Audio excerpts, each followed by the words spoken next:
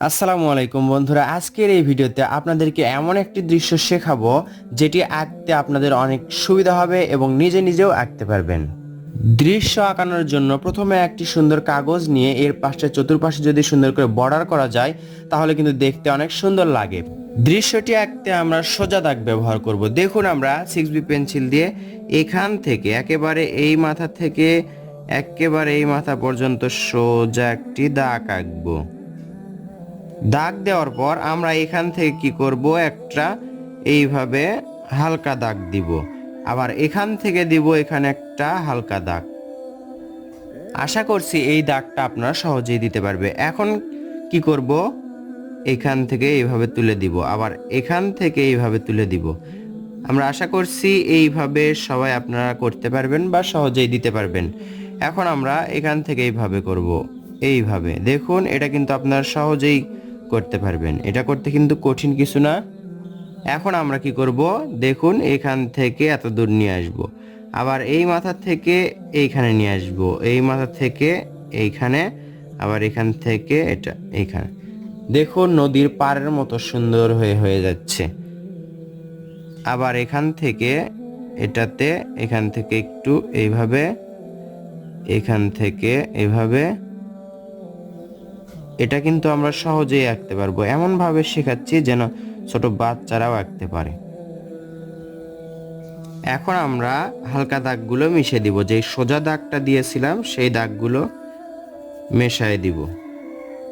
দাগ মেশানোর পর দেখতে পাচ্ছেন কি সুন্দর নদীর পার হয়ে গেল।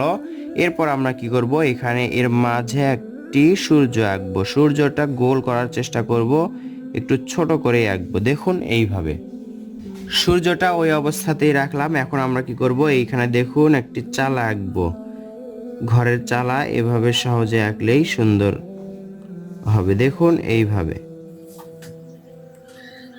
এটা কিন্তু সহজেই আঁকা যায়। ঠিক একই রকম করে এই পাশেও আমরা ঘরের চালা আঁকবো। দেখুন, দেখতে পাচ্ছেন আমি যেভাবে আঁকছি সেভাবে যদি আঁকেন তাহলে সহজেই আঁকতে পারবেন।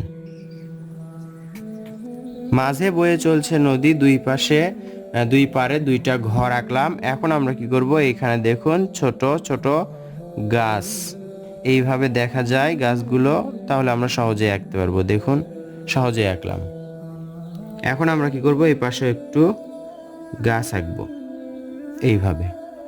দূরের গাছগুলো কিন্তু এভাবেই দেখা যায়। এখন আমরা কি করব, এখান থেকে দেখুন এইভাবে সুন্দর করে সহজেই পাহাড় হয়ে গেল। আবার এখান থেকে এইভাবে এখানে পাহাড় হয়ে গেল, এখান থেকে এখানে দেখুন সুন্দর দুইটা পাহাড় হয়ে গেল।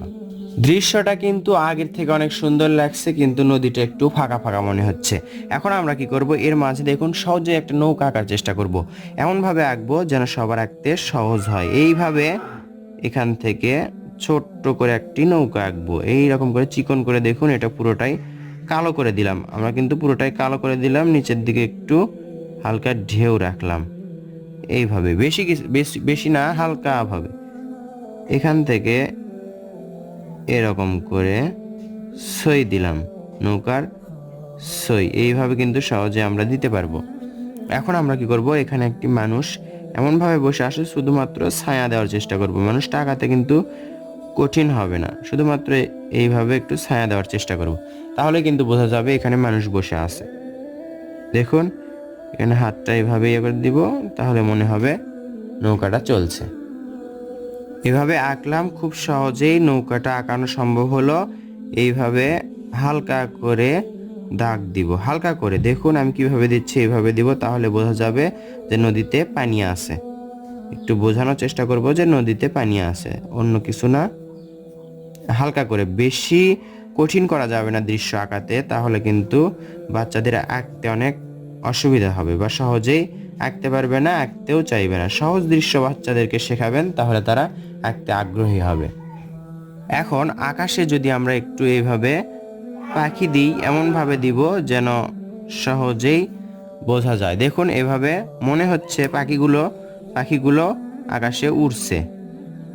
এইভাবে দিলেই কিন্তু উড়ন্ত পাখির মতো মনে হবে। এইভাবে একটু ছোট বড় করে দিই।